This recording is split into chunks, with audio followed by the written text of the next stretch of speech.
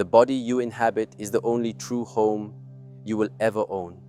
Yet we spend our lives decorating rooms we cannot take with us, forgetting to maintain the foundation that holds everything up. Most people ignore this simple truth, but understanding how the smallest choices create the largest effects is the key to lasting vitality. 99% will miss the final principle, but it is the one that connects the physical body to the clarity of the mind. To skip it is to build a beautiful house on crumbling sand. Inner harmony. We begin not with a list of rules, but with a question of understanding. What is the nature of the body and what is the nature of the nourishment we provide for it? Many people, especially as they accumulate the wisdom of years, seek simple, powerful tools to aid their journey. The lemon is often seen as one such tool. It is sharp, it is purifying, it is a catalyst for cleansing. In its essence, it holds a bright, acidic, and potent energy. It cuts through fog and stagnation. It awakens the senses. But to use a tool without understanding its nature is to risk causing more harm than good. A sharp knife in the hand of a master surgeon brings healing. The same knife in the hand of one who is unaware can bring injury. The lemon is no different. It is a powerful force, and power must always be balanced with wisdom. Before we speak of what it should not touch, we must first establish a deep respect for what it is. It is a representation of nature's ability to clarify. The body, in turn, is a vessel. It is a complex, beautiful ecosystem that is always, in every moment, seeking balance. It is not a machine that we can simply add fuel to. It is a living garden. And if you are the gardener, you must understand that not all plants thrive in the same soil, nor do they all need the same amount of sunlight or water. The wisdom of age is not about accumulating more and more things, but about learning what to remove, what to simplify. It is about understanding the subtle interplay of forces. When we introduce a potent element like lemon into our system, we are not just adding a flavor, we are introducing a command. We are telling the body, awaken, cleanse, purify. This is a strong command, and the body will try to obey. But if we give this command while simultaneously introducing other conflicting commands, we create chaos within the garden. We create a storm where there should be a gentle cleansing rain. This understanding is the foundation. It is not about a fear of food. Fear is a cloud that obscures clarity. This is about cultivating a deep and abiding awareness. It is a practice. Every time you prepare a meal, every time you drink a glass of water, you are in communication with your body. Are you listening to its needs, or are you imposing your will upon it without thought? The journey through the later years of life is a perfect opportunity to refine this communication, to turn it from a monologue of demands into a dialogue of respect and cooperation. The body has carried you through countless seasons. It has weathered storms and enjoyed sunshine. It holds the memory of every experience. To honor it is to listen to its subtle language. The secret is not in the lemon itself, but in the awareness you bring to its use. It is this awareness that transforms a simple act of eating or drinking into a profound practice of self-care and self-respect, building a structure of wellness that can stand firm against the winds of time. This is the first and most important principle. Know your tools and know the ground upon which you build. This path of understanding requires us to move beyond the surface-level chatter of what is good or bad and into a deeper inquiry of what is harmonious or disharmonious for our unique system. The body of a 20-year-old is a roaring fire capable of burning almost any fuel. The body of a 70-year-old is a bed of deep, warm coals. It provides consistent, lasting heat, but it must be tended with care. Throwing the wrong fuel onto these coals can smother them, creating smoke and soot instead of warmth and light. The lemon is like a bellows, a tool to introduce a sharp gust of air to brighten the coals. But what happens when that gust of air meets not solid, slow-burning wood, but something that creates smoke and confusion? The result is not clarity, but a disturbance.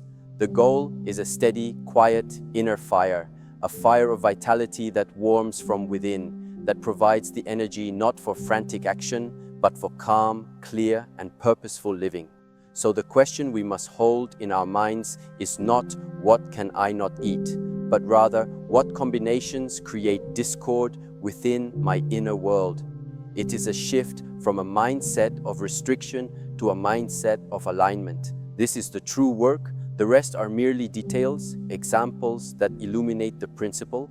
Disruptive clouding. The first principle of disharmony we must understand is the principle of clouding.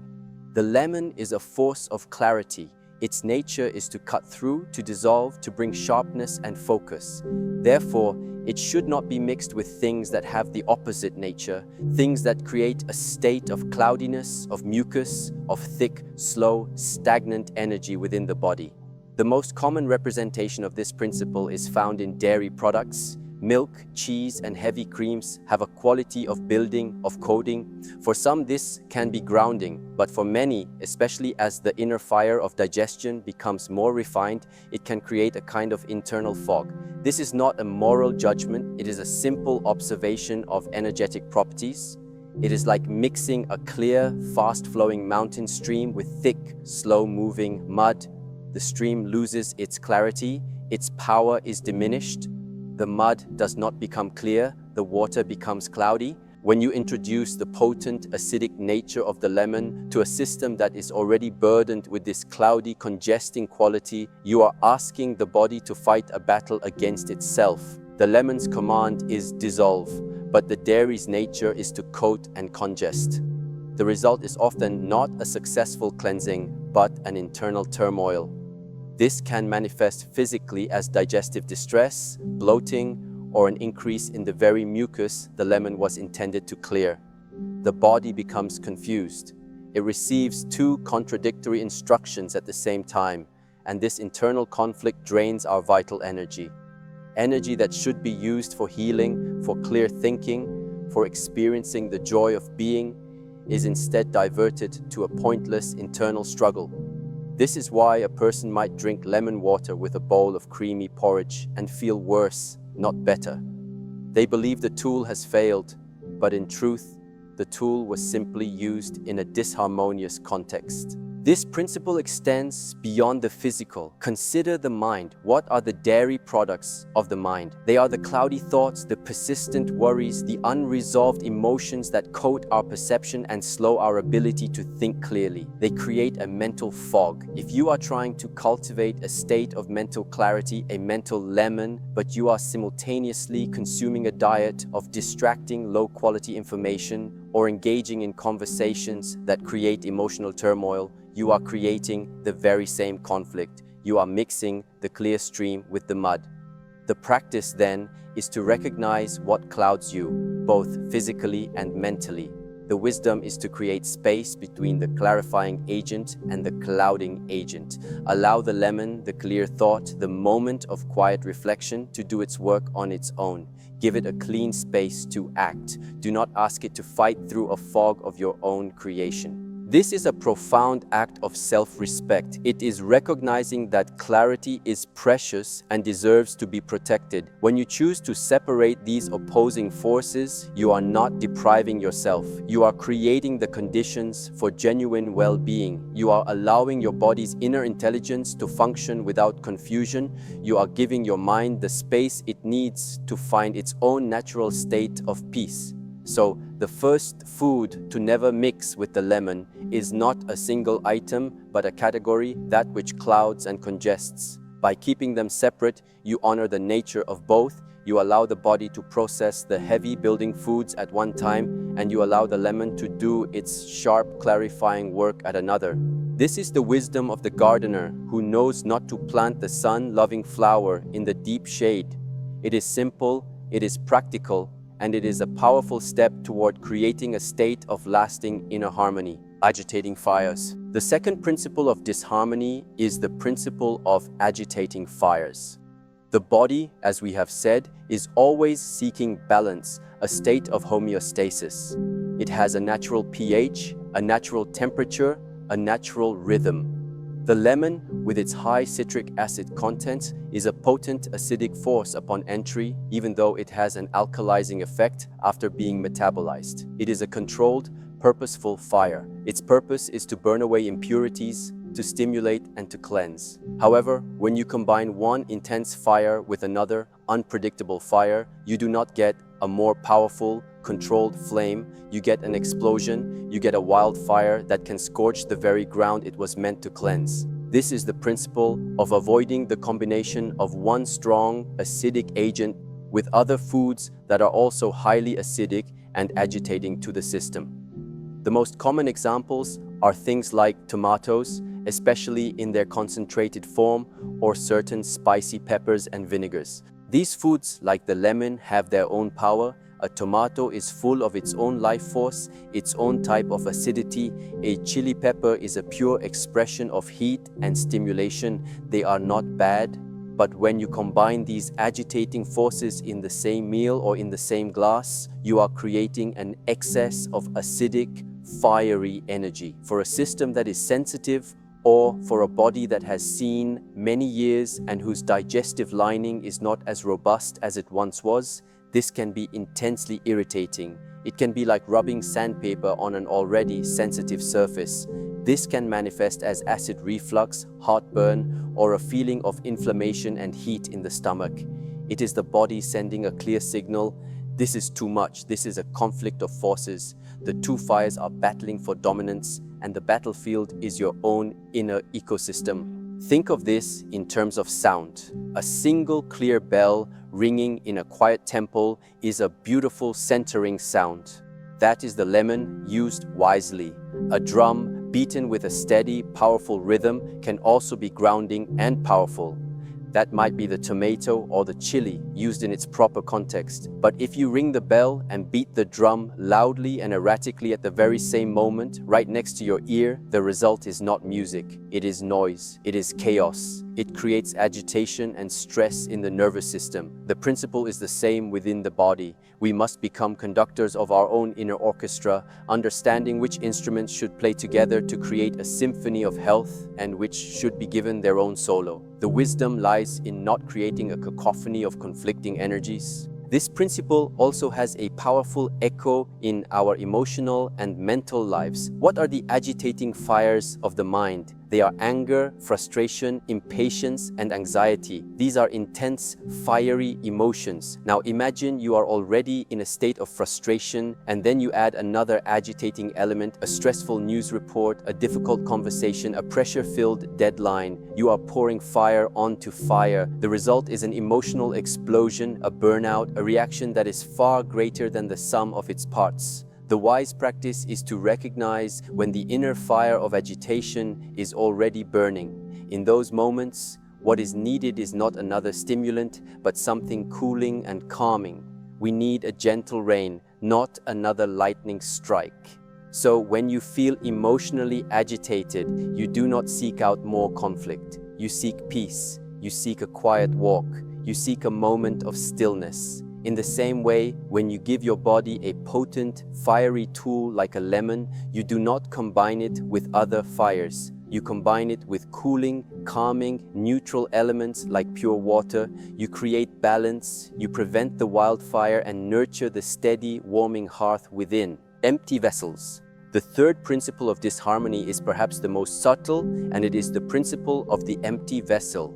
The lemon is a gift from nature. It is packed with vitality, with vitamin C, with enzymes, with a potent life force. It is an offering of concentrated energy. When you consume it, you are intending to transfer that vitality into your own system. You are adding a valuable resource to your inner storehouse. The profound mistake is to mix this precious gift with things that are essentially empty, things that not only offer no vitality of their own, but can actually deplete your system in the process of dealing with them. These are the empty vessels, the highly processed, refined, and nutrient-stripped foods. Think of refined white sugar, white flour, or artificial sweeteners and chemicals found in many packaged goods. These are not foods in the true sense of the word. They are substances that provide a fleeting sensation of pleasure or fullness, but offer no genuine nourishment. They are like ghosts at the banquet table. They take up space, but they do not contribute to the life of the gathering. When you mix the vibrant, life-giving lemon with, for example, a drink full of refined sugar or artificial chemicals, you are engaging in a profound act of waste. It is like pouring pure, clean spring water into a cup that is not only dirty, but also has a hole in the bottom.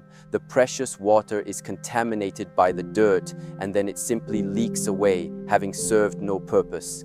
The body must expend its own valuable energy, its own enzymes, its own metabolic resources, just to process these empty substances. The lemon, which was meant to be a deposit into your vital bank account, is instead spent immediately on the withdrawal required to deal with the empty vessel it was mixed with. This is a critical understanding for anyone, but especially for those in their senior years, where the preservation of vital energy is paramount. Energy is the currency of life. We must become wise investors of this currency. To spend it on processing emptiness is a poor investment. When you combine the lemon's purity with the chemical complexity and nutritional void of a processed food or drink, you are asking your body to perform a difficult and pointless task. The liver, the kidneys, the entire digestive system must work harder to identify, neutralize, and eliminate these foreign substances, all while trying to extract the goodness from the lemon. This internal confusion and effort can leave you feeling more tired than before, creating a paradox where you sought energy but ended up with less. The secret is to give the gift of the lemon a worthy vessel. The purest water is the most worthy vessel. A simple herbal tea can be a worthy vessel. These things are either neutral or they add their own subtle, harmonious life force to the mix. This principle of the empty vessel is perhaps the most important lesson for a fulfilling life. We must constantly ask ourselves, what am I filling my life with? Am I filling my time with empty distractions or with meaningful practice? Am I filling my relationships with empty chatter or with genuine connection? Am I filling my mind with empty information or with true wisdom? Every choice to engage with emptiness is a choice to deplete our precious finite store of vital energy. To choose to pair the potent moments of clarity, insight, and vitality, the lemons of our life, with things of substance and meaning, is to be a wise steward of our own existence. It is to ensure that the gifts we are given, both from nature and from our own efforts, are not wasted. They are received, they are honored, and they are integrated into a life of substance, not of shadow. By avoiding the empty vessels in our diet and in our life, we ensure that our own vessel remains full. Harmonious practice. We have now walked through 3 principles, not 3 rigid rules. This was never about a list of forbidden foods. It was about cultivating a certain quality of awareness.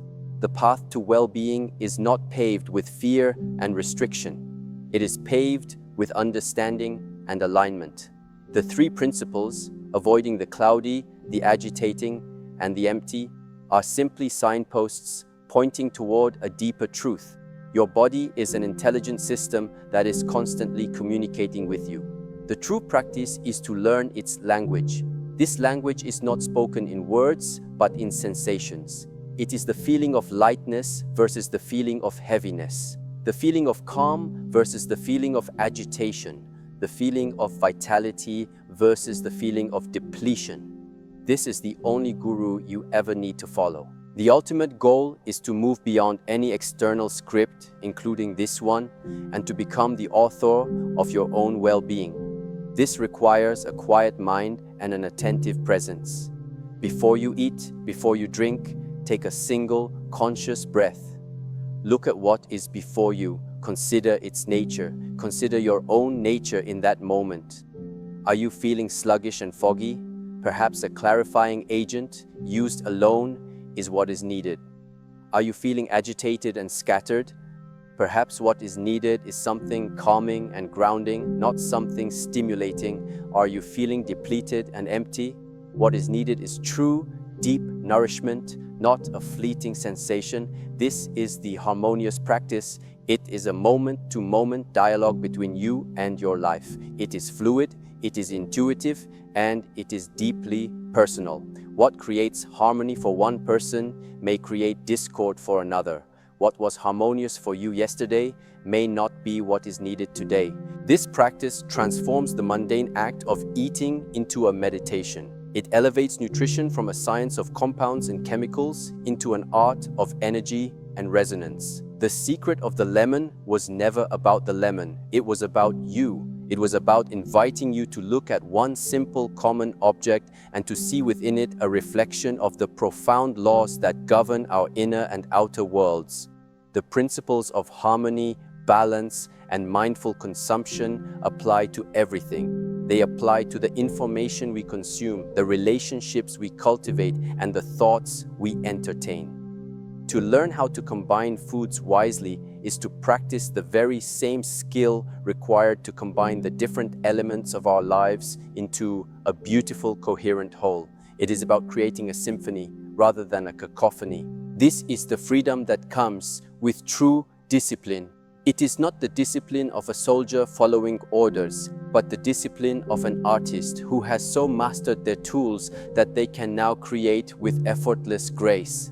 By understanding the principles, you are no longer bound by the rules. You can navigate your own path with confidence and clarity. You become your own healer, your own guide. The wisdom you seek is not in a video or a book. It is already encoded within your own body.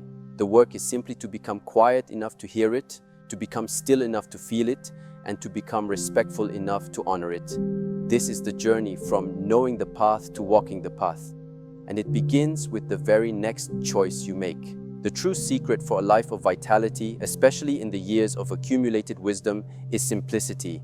It is the gentle removal of that which creates conflict and the mindful embrace of that which creates harmony. The peace you seek is not found in adding more, but in aligning with what is already there. It is found in the quiet understanding that every small act, when done with awareness, is a prayer for the well-being of the whole. This teaching on cloudiness versus clarity was profound.